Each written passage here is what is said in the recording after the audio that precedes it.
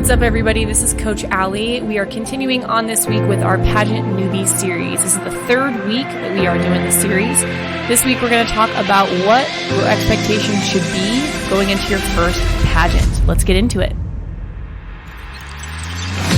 Welcome to the Powerhouse Podcast, hosted by sisters, former Miss Nebraskas and a Miss Nebraska USA, and expert coaches Allie Swanson-Mancuso and Megan Swanson-Rhodes.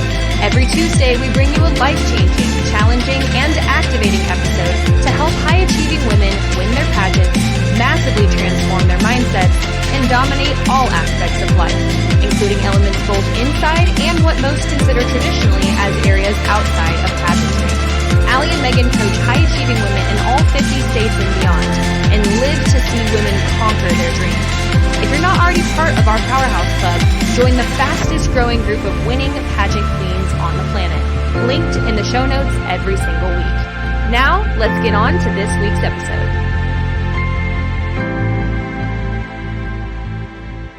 Hello, everybody. Welcome to this week's episode of the Powerhouse Podcast. I am Coach Allie, and this week is the third week of our Pageant Newbie Series, titled, What Am I Getting Into? What to Expect in My First Pageant.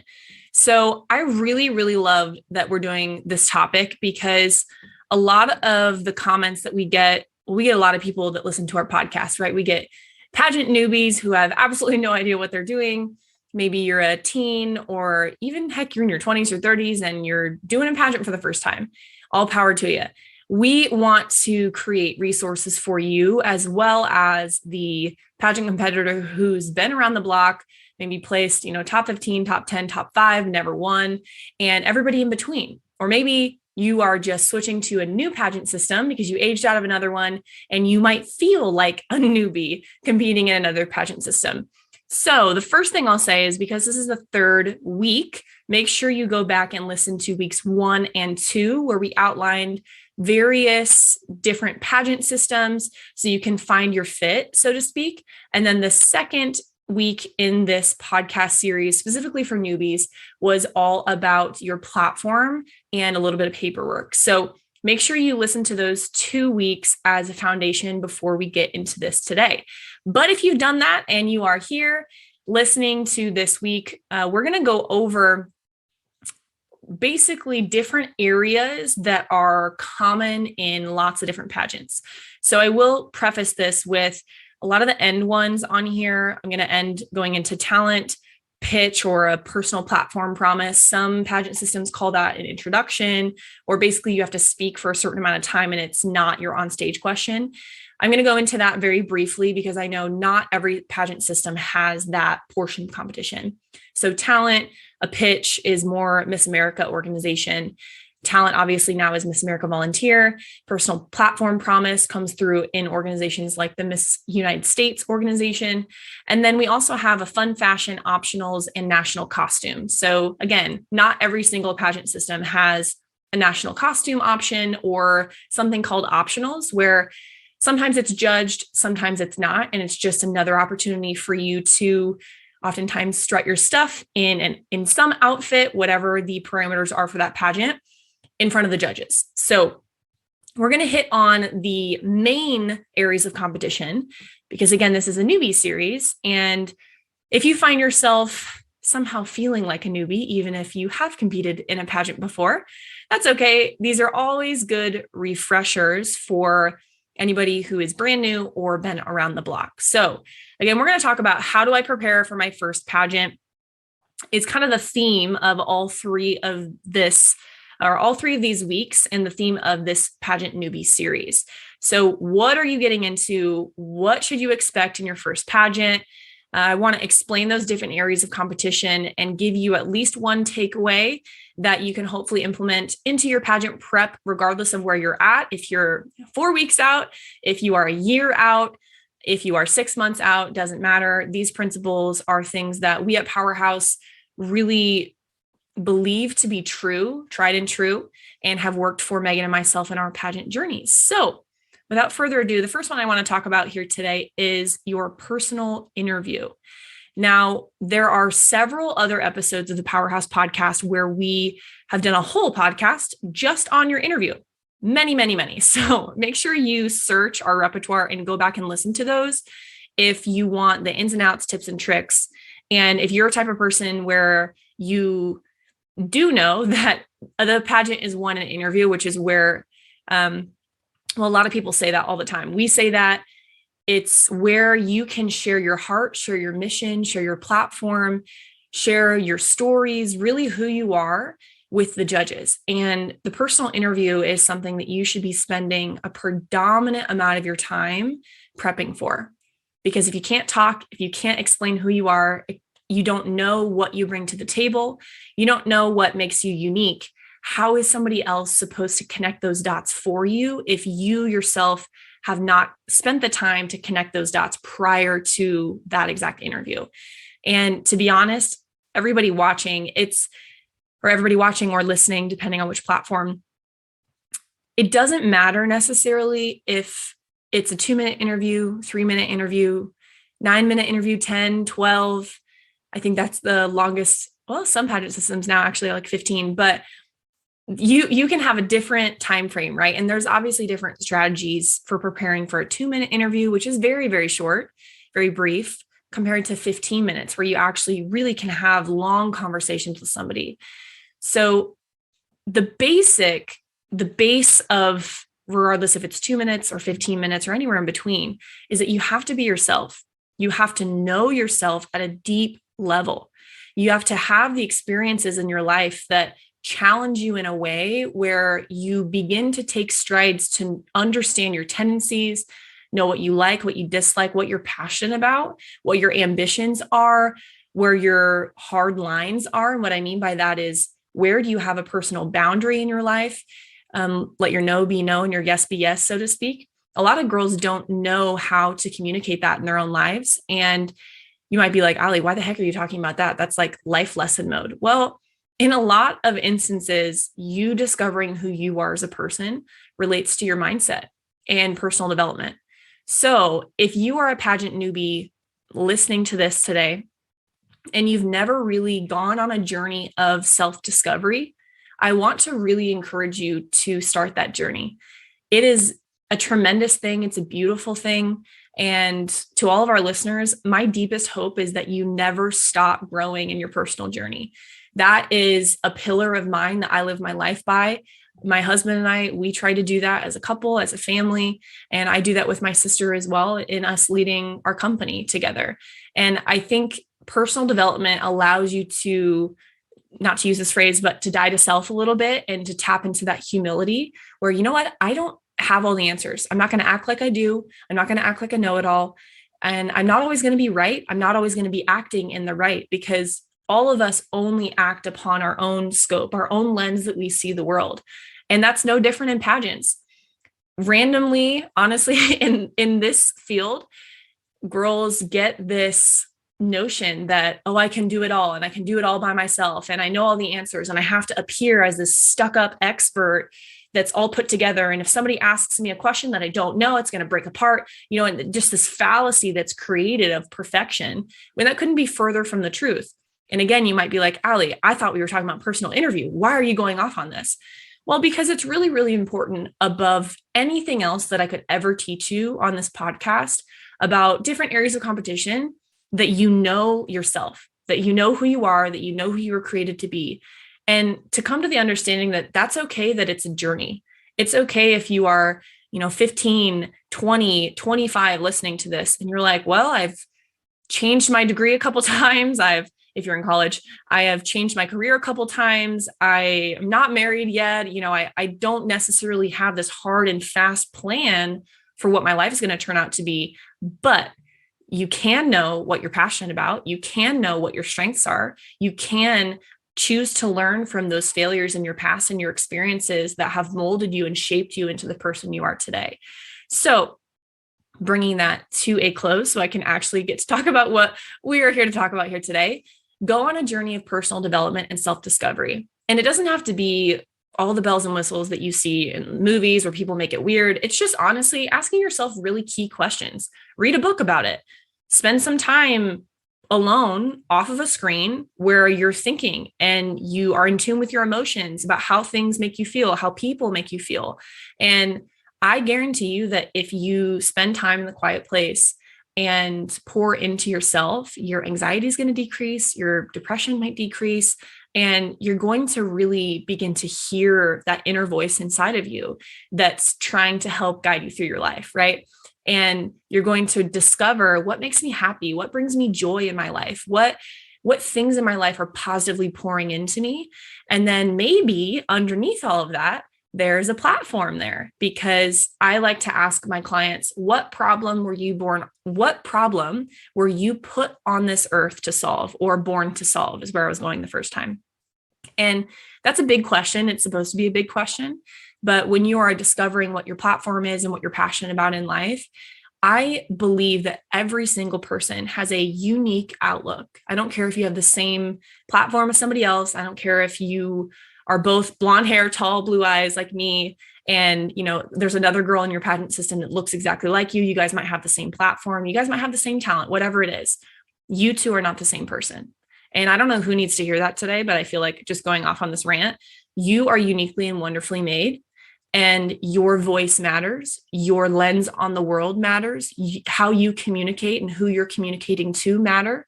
You are an influence maker and a difference maker in the people's lives around you. And if anyone in your life is making you feel unimportant, devalued, or anything like that, maybe it's time to look at cutting them out of your life. But when you spend that time and pour into yourself, you discover who you are at a deeper level. And that is so invigorating and so fun. So pivoting this back to personal interview, once you have that understanding, a deeper understanding where you can communicate with conviction, hey, when you ask me 3 words to describe myself, I'm not just saying something that I prepared to give a candid response, but I'm saying, no, this is legitimately who I am, because I know who I am at my deepest, deepest level, because I've spent time to figure it out.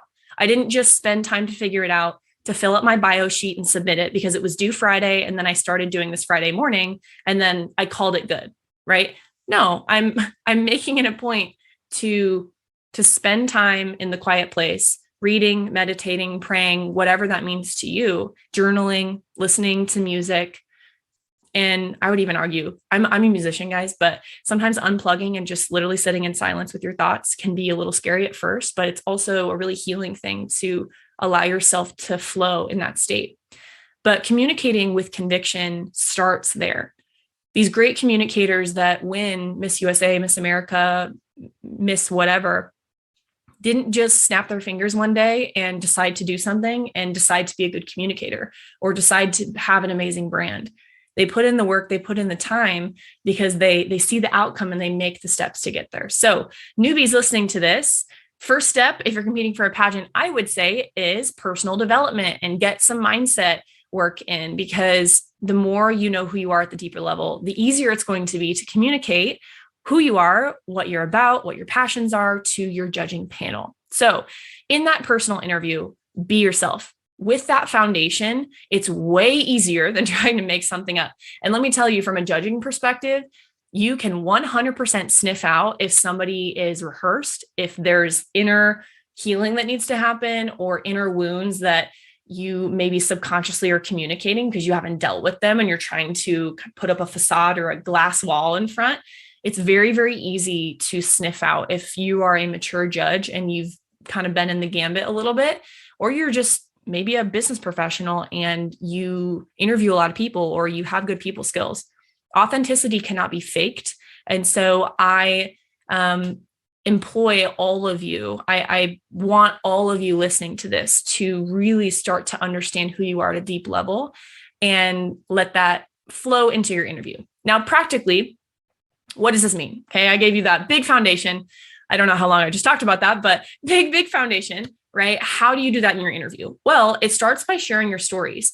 What a pageant interview actually is a judge looking at your paperwork oftentimes and asking you questions about what you wrote. That's why it's so important to do that self-discovery before you write things down on the page, because if you don't know why you wrote those things down, or you don't have a personal story that connects to that item, your interview is going to feel disconnected, because they'll ask you about, oh, why did you put diligent on your paperwork as 3 words. And you're like, well, because I feel like I'm diligent, I'm detail oriented in my day-to-day life. And, I just like being organized. Did I learn something about you in that process? No, right?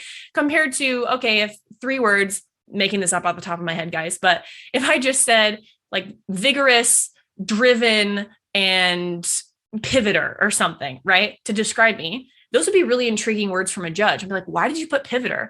Instantly go into a story. Well, when I was 21, I had this happen to me. And when the whole world was against me, I decided to pick myself up from my bootstraps and decide to succeed and pour into my business and pour into like whatever. I'm just making up the story. But it might be a hook word to get you into another story where you want to go. So all that is sharing your personal experience and sharing your story as to why you are a good fit for this title. Because at the end of the day, the pageant, regardless of which one it is looking for a good brand ambassador and or good employee if your pageant system employs you at the national level or the state level. And those are really important perspectives to understand before walking into your personal interview. But all it is really is people asking you about you. So you need to get comfortable with people asking you about you and you talking about yourself. That's a very uncomfortable thing for a lot of people to do. Most people cannot talk about themselves. Most people have not done the work in the quiet place to understand who they are, to even know what their strengths and weaknesses are, to know what the bottlenecks are in their personal growth and personal development. That's an uncomfortable feeling to work through that, because it means you have to have those hard conversations with yourself, set boundaries, and have accountability. And it matures you to go through that process. So, but in a summary of what a personal interview is, basically, you're telling a judge why you want to be the title holder and or why you are a good fit for that title. Oftentimes, it's relating back to your platform. So why I need this national title holder, or why I need this national title to increase blood donation globally, to increase pediatric cancer awareness globally. Like, why do you need the system and the national title, and how is that going to promote your message on a greater scale than what you are doing currently? And the last thing I'll say on this, which is a little bit about paperwork and a little bit about platform, is don't be the girl that says, oh, I have to have the title to get this done. Walk in the interview room, already have done the things and done the service and partnered with the organizations and have the hours to back it up and have the stories to share from. It makes you speak from a position of authority and experience and power, rather than, oh, well, I need the title to do this, and my hope is that I'm going to partner with this person, because that comes across as, well, you haven't done it up to this point, so I don't believe that you actually will.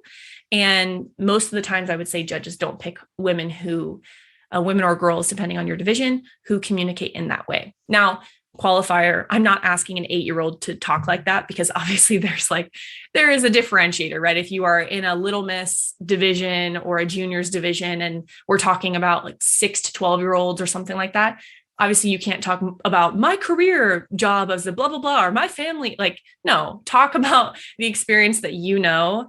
But depending on your age, I feel like there's always appropriate experiences that you can schedule in to grow your mindset, grow your vision, experience new cultures, experience new things. And that relates to a lot of people, because again, your one perspective on the world does not relate to everybody. You can't communicate that way to everybody. And it's not right to everybody, because that's subjective. So I want to really challenge you guys there. And I communicated a lot about interview because it is the most important part of your interview. I will say this till I'm blue in the face. You cannot bomb your interview and still win. I'm sure that's happened ironically in different pageant systems, probably to people who have competed in various systems before, and then they know how to turn it on in the other areas. But interviews where you prove who you are. And if you can't do that, then in my humble opinion, a judge will not pick you. Okay, next area of competition is swimsuit and fitness. So the biggest thing here, guys, is to plan ahead. So, and also plan in your failures a little bit. What do I mean by that? So fitness, health, and nutrition can be very, very intimidating to a lot of people, And the reason for that is our system, specifically in America, and I'm not going to rant on this, but our system in America, it has set you up for failure. It really has. between fast food restaurants, between habits that were set by your parents for you. And that's no knock on your parents. It's just, we are not formed to be healthy individuals in what we eat, the vitamins we take, the types of foods we're eating, and our fitness level. We're just seeing perfect people on social media, and we don't talk about the health journey. Now, it's definitely gotten better, but I want you to have an honest assessment with where you're at in your life and where are the areas that you can take a step forward in health. Now, I train my clients on the 7F framework, and basically that's 7 different areas that start with an F in your life, between family, between fun, between fitness, financials, all of that can create mindset health and overall health in your life. It's not just, do you eat right? Do you go to the gym? And the reason why I'm hitting on that, so to speak, is because when you have a healthy mindset, this process of health and fitness does get easier because you're not stressed out about the other things. Now, obviously, every situation is very particular to you and your journey, how old you are, how financially savvy you are, the resources you have available. And I'm not trying to downgrade that, but when we're going on that personal development journey, right, it's a great thing to check in with those 7 Fs and see, where do I measure up? Where can I grow a little bit? Or where do I not really have knowledge in? And I need to incorporate a coach into my life or a mentor where I can learn new tips and strategies to grow. So that's step 1. Now, as a fitness level, or on a fitness level, I'm a fitness instructor and I love health and fitness. I've tried various fitness routines, everything from the group fitness classes to just joining a membership at my local gym. I teach Smega Fitness right now. I used to teach bar, and there's no one diet that works. There's no one specific workout that works for every single body. And people hate when I say that, but that is the honest truth. Every single person, the girls listening to this or watching this right now, you all have a different body type, you're different ages, you have access to different foods, you have different financial capabilities, and that's going to be reflected in the plan that should be written for you or the plan that you follow. Now, there are health truths overall, like you should move your body every day or try to. You should drink your body weight in, I think it's ounces. I'm not a science or medical person, so I think that's right. But like I can easily drink, not easily, it's hard for me, but I should drink a gallon of water every single day because of how tall I am. I'm 6'2", for those of you who are new to listening to the Powerhouse podcast and never met me in person. I'm 6'2", Megan's 6 foot. So I always joke that a gallon of water fits down one of my legs. And so I think it's important to tailor a fitness routine and workout routine and health and nutrition routine that really works for you. Maybe you work 8 to 5 every single day and you sit at your desk, and you might have to work harder to stand up every hour and do a lap around your office or keep the blood flow moving because your sedentary 8 to 5 lifestyle is going to be different than somebody who is younger and is hopping from thing to thing and can take those walks outside, right? But that doesn't mean it's impossible. I've seen it done. And it's important to partner with people who can help hold you accountable and create those plans. So if you are interested in resources for creating plans like that, we do have different partners that we're working with here at Powerhouse that I've used, Megan's used, and really helped us grow our knowledge in this area. And we aren't afraid to help point you to other resources too, because that's what the pageant community should do. If I don't have an answer for you, I'm going to point you to 5 different resources of somebody who does it better than I do. And that's just pure honesty. So get a fitness routine and health plan that works for you, works for your schedule. And then at the end of the day, you need to make time for it, because if you're a super, super busy person and you never make time to eat right and exercise, there's no one to blame but yourself for the reason why that is. Like, I'm an extremely busy person and I make time for this because I make it a priority in my life. And it starts with that decision in your mind that this is my top priority right now to get healthy or to hit, certain body fat percentage, look, whatever your goal is, and hold yourself accountable to that. So the second thing I'll say about this, as far as the pageant community is concerned, is know the standard of your pageant system so you aren't surprised when you go and compete at state, at the local, or at nationals. Now, what do I mean by that? What I mean is a lot of competitions have swimsuit and fitness. Okay. But the rules of the game, so to speak, not even necessarily what you're judged on, but that is also true. You need to follow up with the former title holder and ask that question of what you're judged on. But the rules of the game, like, are patterns allowed? Does everyone wear solids? Is everyone in a specific type of swimsuit? Is it sponsored by somebody? What are the qualifications of what they judge you on? I said that earlier. What type of shoes do we walk in? What is the standard of success that is going to make me have a win, so to speak, in my book? And that might be different for different pageant systems. Not might, it is, right? Some pageant systems, they are not as generous with curvy girls or plus size women. Some are, and they super welcome it. So rather than saying, oh, this, pageant system needs to get on board or whatever. I mean, yes, I agree with you, but find the pageant system that best fits you. And if you are somebody who's not necessarily fitting that mold, either that is your brand and you're in here to change it and own that, like top to bottom, left to right, 100,000,000%. But don't get mad at the system if you didn't ask the question of how to play the game before you step on it or step on stage. And then you realize when you're competing, oh, this is like the level that I actually should have prepped at. And now I'm embarrassed because I didn't do that in my own time. And I mean that with like the biggest heart in the entire world, because I've been there. And, I was a 2-time All-American athlete. I played basketball my whole life. I was thick fit is what I like to say. And I did not understand the swimsuit look, the walk, the posture, the body composition, everything that was necessary to compete at the level that I deeply desired. And it wasn't until I had a mentor that sat me down and was like, hey, this is the standard, that I was like, oh, okay, I've just been missing it. Like I wasn't healthy, but I just didn't know that was literally that's how hard I had to work to make this my goal. So know the system, ask those questions, and then do what is best for you at the end of the day and be confident in that. Once you've made that decision and you've done all you can to research and you know that the plan is the best option for you, if you follow it to a T, then when you're competing, okay, cool. I'm not comparing myself to anybody else because I have prepped the hardest that I possibly can, and I'm confident in what I bring to the table. Cool.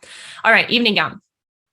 So evening gown is often viewed as newbies as the easiest part of competition because all you're doing is walking on stage. And that could not be further from the truth. So you obviously can see, you can look on YouTube, you can look on our Instagram at different examples of a good and a bad walk and how visibly noticeable it is when someone has no idea what they're doing. Okay. And everything from your facials, your shoulders, your shoulders over your hips, if they're forward or back, how you swing in the S curve, where you're bending your arm, where your palms are facing, like how smooth is your walk, how you're scanning the audience. Can your neck go left to right, up to down? What are you doing when you're walking? All of that is planned. All of that is planned and practiced and rehearsed. So newbies need to hear that because a lot of girls are like, oh, I can slap on my prom dress and walk on stage and be good.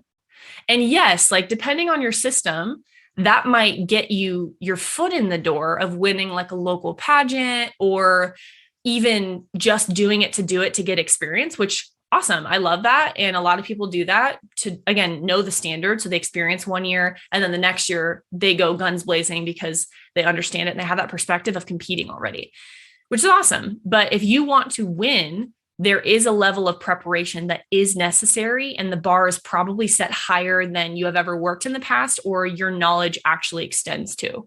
And that's me going into coach mode and being 100% real with you. So the standards, overall standards of what to buy as far as a dress with evening gown, it's really good to understand that everybody has different body types, like I was saying earlier with the fitness portion, but not every single person looks good in any style of evening gown. And you might be like, Allie, well, that's a duh, right? Well, just like, I don't know if you've ever gotten your colors done or you've seen different styles of dresses. Obviously, every girl, you have a specific wardrobe for you, right? It doesn't take a brain surgeon to know that actually, I wouldn't even use a brain surgeon as an example, because some medical people probably don't have fashion because it's not their wheelhouse, right? It's not their field of expertise. But it doesn't take a super smart person to understand what makes you feel good when you put it on and why you don't buy certain garments when you put it on in a store. A lot of times it's because it's not your color. It's not fit for your body. It's not the right style of or cut for your body. And the same goes for evening gown. Just because a dress store is trying to put you in a certain color or put you in a certain style, or just because you saw your best friend wear this prom dress or this dress and it looks amazing on her, that does not mean that's going to look good on you. And I'm sorry if that's like super harsh, but it's so true, right? I'll just take myself, me as a 6'2" woman. I am all legs. I have a 37-inch inseam, a little bit longer than that actually. And then with my 6-inch heels, it's that plus 6 inches, right? My legs, I always joke, are literally a human being. It's like the size of some small women. And there are certain gowns that would just take up so much of the stage if I wore that. On the contrast of that, if you are a 5 foot or 5'2" woman, so a petite gal, there are certain dresses that will swallow you, and they're not a good choice because they won't actually make you stand out on stage. They'll push you more to the background. So it's really important to know your body type, your height, what looks good on you, your colors, all those things. So a couple things to look for my pageant newbies: high slit, ball gown, mermaid, different dresses with sleeves, thin sleeves, or a thicker strap, all of those things. And that's not all of them, but it's just a couple. Those totally look different on different body types. So I know about 2 of those look good on me and the other ones do not. And I don't ever wear anything with that because I don't like the way that I feel when I wear certain types of dresses, and others I'm like, I look hot right now and I feel like $1 million, right? So find the dress that makes you feel that way and get an opinion of an expert where you know your colors and you know what types of dresses look good for your body type. So do you need a defined waist, or do you need a little bit more on your shoulder because maybe you're a pear and your hips are bigger than your shoulders? Or maybe you have an upside down triangle body type where you have really, really broad shoulders and no hips. And so you actually need a little bit more at your hips to try and create that hourglass figure. So that is something that we could do a whole training over, and we probably will do another podcast on that. But if you've never gone on that journey to discover what your body type is and what your colors are, I encourage you to do that, because it's really empowering when you can walk into your wardrobe, and not even just your pageant wardrobe, but your normal clothing wardrobe, and put anything on and feel like $1 million. So really cool thing. Second thing on evening gown is practice your walk. It's not your everyday walk. You need to practice your poses, your turns, and have a plan for how to work the dress you're wearing on stage. So buying the dress is number 1, working the dress is number 2, and walking is also in there as number 2. So if you have a big train or a cape or something, know how to work the dress. It's not just about your walk, but what are you going to do when you pose? Are you going to throw your cape? Are you going to lift it up so the air catches it? Are you going to look a certain way? Like, you're modeling the dress in that moment. And if you're uncomfortable, everybody else watching you will also be uncomfortable. Okay. So make sure that you practice that your body carriage makes sense for the dress that you have, and you know how to show that up, so to speak, on stage. Cool. All right. Last one here before I go to those optionals is on-stage question. Now, on-stage question is very, very common in lots of different pageant systems. In a nutshell, your how-tos or your answers for that basically are: your answer is under 20 seconds in most pageants. Some pageant systems, they give you an actual buzzer. So they'll buzz you if you're 15 or 20 seconds. If you're over that, like at national pageants, you see that all the time on TV. If someone goes over, you get a nice little buzzer and basically says, hey, stop talking because you're at your time. On smaller pageant systems, they probably won't have a buzzer, but ask about the time frame. And if you're practicing with our mock interview podcast or something like that, and you're practicing for onstage question, try and keep them succinct and under 20 seconds. So basically, you have time to answer the question head on, 1 sentence, and give me a reason why, maybe tied to your story. So 1, 2, 3 sentences, get in and get out. That's basically the structure of your onstage question. So be direct in answering the question and then make it personal to you somehow. That's what differentiates a bad onstage question compared to a good one, or an average compared to a good one is, yeah, did you answer it? But also, did I learn something about you? And that's kind of that high level thinking of knowing what's going on before you even know what's going on, and being more aware of the entirety of the conversation and the competition. And we get into that when we talk about interview and onstage question, about controlling the interview and controlling the questions. That's a communication skill that is developed over time. Don't speak too fast, and whatever you do, end your onstage question with confidence. Biggest tips there. All right. So the last three that I have here are talent, pitch, and then the fun fashion optionals, national costume. So I'm going to kind of fly through these a little bit because I know these don't apply to everybody listening. So talent, to start, make sure that your music is cut to the specifications of your specific pageant system. So like Miss America Girls, hard 90 seconds. If you go over, I know a lot of state pageants will disqualify you. So do not go over. Look at the seconds on it. Don't let the person cutting your music do 90 seconds, 0.59 or whatever. Like don't have them do that, because you would hate for something so small to disqualify you. And a lot of people don't look at those details. But if you have an executive director or a judge that is very, very detail oriented and wants someone who can follow directions, what is half a second? It's just you caring for that time period in preparation to look at that. Okay. Second tip is practice your talent in front of other people. This is a huge one because a lot of people, their nerves come up and they boil up when they're in front of people. Same thing when they're on stage. So that is 100% something that you can practice. And if you've never done that before, you can go to your local gym, ballroom. You can go in your parents' living room, invite people over, depending on your talent. Obviously, if like a dancer would not be able to do that in a living room, but do it in front of people and hear their feedback, hear how that you made them feel, record yourself doing your talent. Those are all really, really good things before you get to the venue. Okay. Performing to an audience and performing to the judges is also really, really, really, really important during the actual pageant. What do I mean by that? You're not just executing your talent to the caliber that you practiced. Part of that execution is drawing the audience and the judges in. So with your eye contact, with your body posture, with your movements, if you're a singer, singing to the judges, if you're a dancer, doing a move that's in front of the judges or to the judges, right? You're making the audience feel an emotion in that moment. And that is what makes a memorable talent. The last thing I'll say is when you're on stage, you're on. Don't wait to perform until your music starts. This is big. So for talent, and honestly, any area of competition, this applies to. But the moment that you step on stage, people are watching you, judges are watching you. So when they are saying, and now candidate number 0, Allie Mancuso, singing A Star Is Born, whatever song in this range, she's been singing since she was 3 years old, like whatever the intro is that gets you to come on stage. I am, my head is to the audience. I'm on, I'm smiling. My body carriage is confident, everything. You're not just walking on like a sloth or whatever, bad example. And then you are on in your spot in the middle. No, that doesn't make any sense. It's going to feel really awkward. So regardless, if you're in swim evening gown and you're on the next up, so to speak, spot in the backstage, you are on the whole time. Okay. And that's something that a lot of newbies just don't know. If you've never experienced that before, you don't have stage experience. So Mama Allie is telling you that here today. So you have time to practice that and you don't have that oh crap moment when you compete at your pageant. So you're welcome. The next thing we'll talk about is pitch or personal platform promise in some pageants, whatever your thing is called. Basically, you talking on stage for an extended period of time. Biggest recommendations here, write it out. Write it out.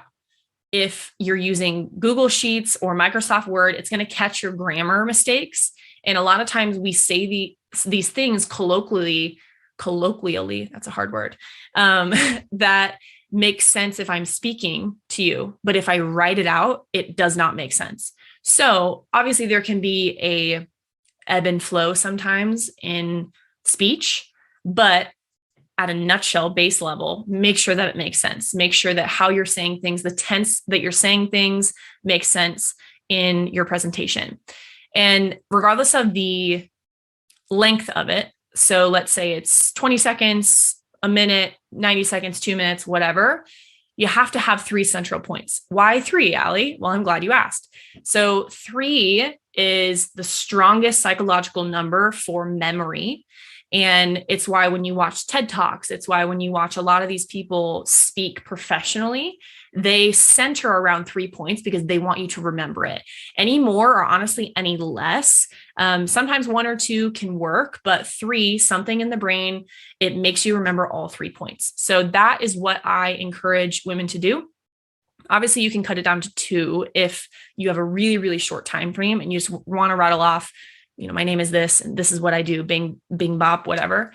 But if you have an extended period of time to express, try to write it out in 3 main points, because to the listener who doesn't understand what you're talking about, it's more succinct and it's packaged nicely from a listening perspective. So, and what do you have in that? Think about your purpose, your why. So why are you choosing to compete in this pageant? What impact do you want to have on the community, maybe through your platform, sponsors you want to bring on, ways that you want to market the organization, recruit new girls, all of those things I've heard in some kind of pitch or personal promise. So it's basically, here's what I'm passionate about. Here's my platform. Here's why you should pick me. Very, very basic, but that's a great place to start if you have no idea how to write something like this. And again, if you have any questions about any of these areas of competition, feel free to DM us on Instagram, and somebody from our team will reach out to you and point you towards at least some of our free resources minimally. And we'd love to answer your questions about this. So the last topic I'll talk about is fun fashion, optionals, or national costume. So my biggest point of recommendation is ask the title holder before you what the standard is for this area of competition. That's a huge question, because it could be, okay, I'm buying a Halloween costume, or I'm buying or using my old dance costume that's sequence, and that totally flies and is totally fine. And I'm going to, zhuzh it up a little bit. Or I need to do one step above that, which is mostly the case. But I would say there is this false notion that you have to spend a lot of money on this area of competition. And most of the time, this isn't even judged. It's just an opportunity for the judges to see you. And don't get me wrong, you need to be intentional, be on, have your fashion on point, be comfortable and confident in it, be able to walk in it if you're on stage doing this. But don't feel like you have to break the bank, so to speak, and drop $2,000 on this costume that you're going to wear once for 5 seconds on stage and not even get judged on.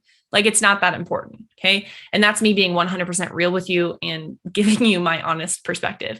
Now, notice I said you still have to feel confident in it, and it can be a piece that adds to your overall package of what you're telling the judges and communicating the judges about yourself. And if you are super extra and want to just shine and sparkle in that element, amazing. But you don't have to drop a couple grand to have that vibe communicated to the judges, is what I'm saying. So a lot of times the former title holder or the existing title holder that you would be taking over for has great insight on what the standard actually is, how much they spent, where they got their article of clothing, where they got their costume or whatever. And they can really help direct you towards that standard for that specific pageant. So the last thing I'll say on this is national pageants are normally a step above that.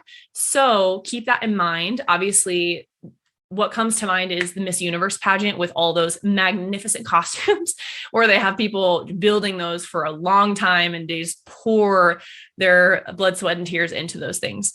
Now, that's Miss Universe, and it's probably not your pageant system if you are something other than that pageant system. So ask those questions and make sure you know the standards so you can budget accordingly and plan accordingly.